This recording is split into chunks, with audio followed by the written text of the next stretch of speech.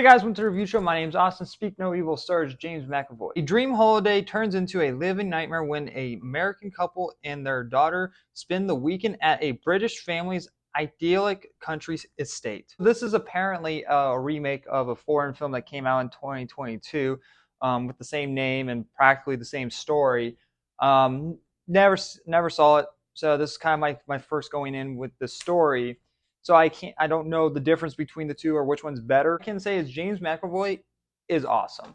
I'm surprised that this dude has not won an Oscar. I know he's been nominated for a couple of things, but he's never won any Oscar, which this man deserves an Oscar. And if horror films got the respect that they did at the Oscars, I guarantee you would have got one for Split, and maybe this, but this isn't very good. So I don't even think this would even make it to the Oscars. So if even if the Oscars respect horror films. Being said that this movie isn't very good, James McAvoy really carries this movie on his shoulders, and he's very thrilling to watch. Like, the tension does really build with him. At some point in the movie, you stop caring because the characters ignore a lot of things in the movie. Red flags after red flags, and it doesn't really make any sense why anyone would be still in this situation. And when it gets to their situation, it's kind of their fault because it's like they would just make excuses for everything. At least the dad would. I fucking hate the dad in this movie. We'll get a little bit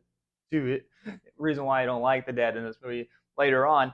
But this movie is just very stupid. And without James McAvoy in the movie, this would not have really been that much thrilling or that much to like about this movie because there isn't really that much to talk about this. This American couple that meet this other family at this like vacation site before they even get to their place.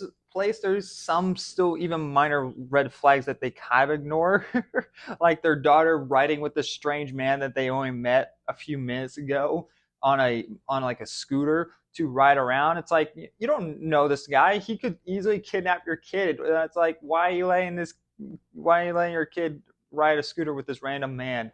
This doesn't make any sense. Now I feel like any parent that goes sees this movie would be having those questions and would be taken out. I mean, if you do ignore that, then and you let your kids ride on scooters with random men, um, I have more questions for you. But then when they get to like their house, even more stuff, more red flags are going off, and it's like, okay, all right, now this is the time that you kind of need to get the fuck out of here because this doesn't make like they should have been gone a long time ago. And at some point, the mom in the film does like, you know, bring that up. It's like, all right, okay, we need to go and like we need to get out of here.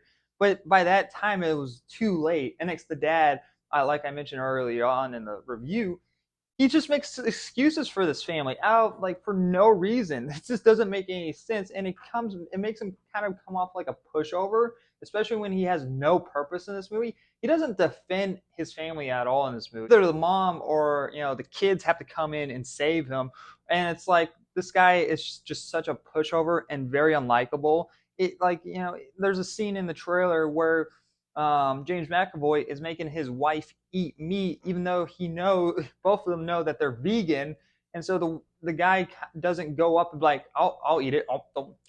He kind of goes, he's kind of like in the background, like I'll eat it, but no, he's still he just sits in the background and lets James McAvoy like, here you go, eat the meat, and it's like I fuck this guy. It just adds literally nothing to the film. They don't give him anything to do in the film.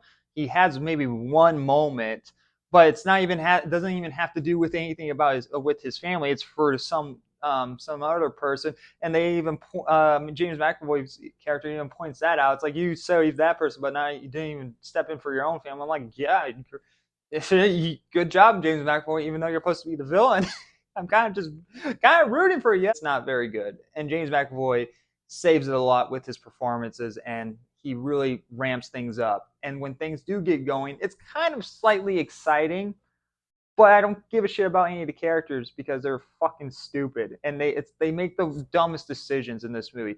Whenever they have the option to escape, they choose the most dumb way to escape. Like they can easily go throughout a door, but then they decide to escape through a roof. It's like you had a clear shot for the front door, but you decided to escape through the roof. doesn't make very much sense. It's the end of the movie. It just becomes laughable. There's like I heard people laughing over here. Next, I heard a guy behind me saying like, "Just leave." Literally, he was shouting out, "Leave!" He was all the way at the top, and I could hear him. Like, yeah, I'm gonna give Speak No Evil a D plus. James McAvoy really saves this movie. And next, the beginning of the movie had me interested, but it lost me throughout the middle and next towards the end because you don't really get any sense of attachment or sense of care about these characters because they are just stupid and make the dumbest decisions.